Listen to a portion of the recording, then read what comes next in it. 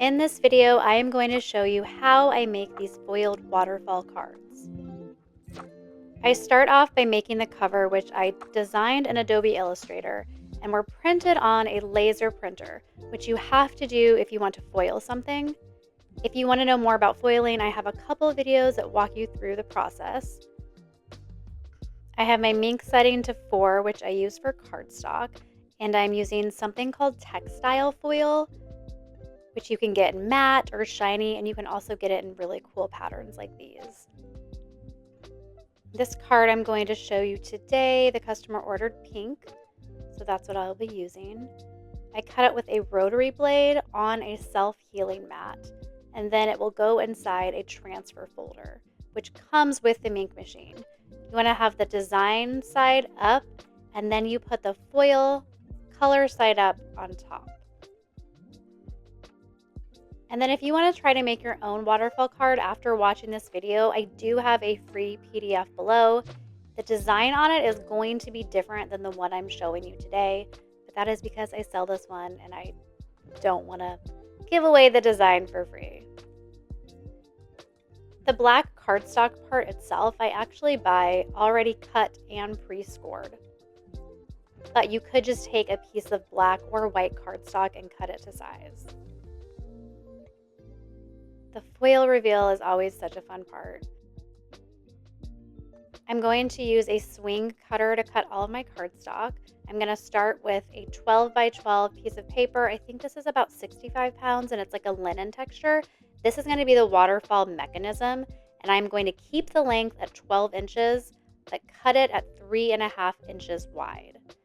And then this is 80-pound cardstock, and you could also do thicker if you have it. I'm going to cut this at 9 inches long by only 1 inch thick. And it's really important that this is only 1 inch thick.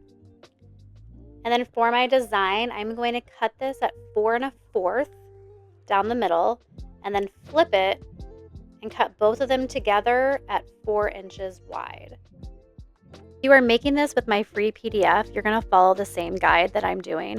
If you are making your own design, you just want everything to be 3.5 inches tall. The width does not matter as long as they're all the same width. And this design that I'm showing you today is a gift card flip book, so it's meant for gift cards to go on each section, but you could just do art, just verbiage, whatever you want, be creative. I'm going to put all my pieces of paper in the order that they're going to go on the waterfall from bottom to top.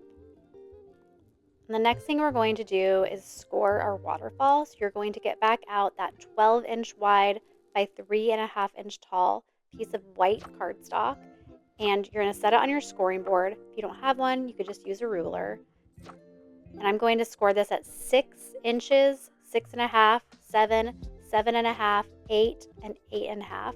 So you should have 6 total lines when you're done. And then you're going to crease all of those lines. And this is the start of the mechanism. And these lines are basically the front of your waterfall and where you are going to attach all of your art. I am using a tape runner. You could also use glue. I need this to be very sturdy since gift cards are going to be on this and they're going to kind of weigh it down. So I did several layers of tape. And then you're going to take this piece of black cardstock and put it at the bottom. And you want it to align with the bottom of the waterfall. And then next you are going to attach all of the cards. And this first one that's going on in this bigger area, that can have a lot of tape. But you don't want any tape above the top card. And then I'm just going to fold that down. And then you're going to flip the whole thing over and tape the black part to itself. So no tape should go on the white cardstock, only on the black. You should be able to kind of move it away from the white cardstock. I had a little bit of overlapping, so I'm just going to trim up my edge real quick. And then I like to make sure everything is really secure, so I kind of go through and just press everything down.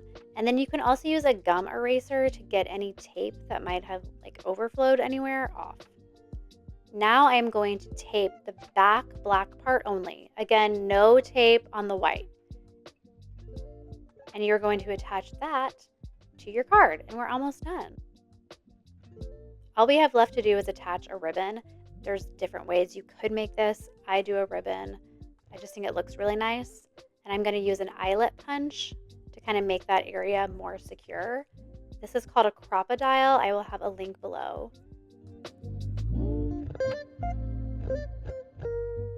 And then I will loop ribbon through that so that the mechanism can be pulled. If you have any questions about this, let me know. I think it's really confusing. I had to watch waterfall videos like 100 times. So if you are confused and need to watch this again, I understand. It is confusing. But once you figure it out and you get it, you really get it.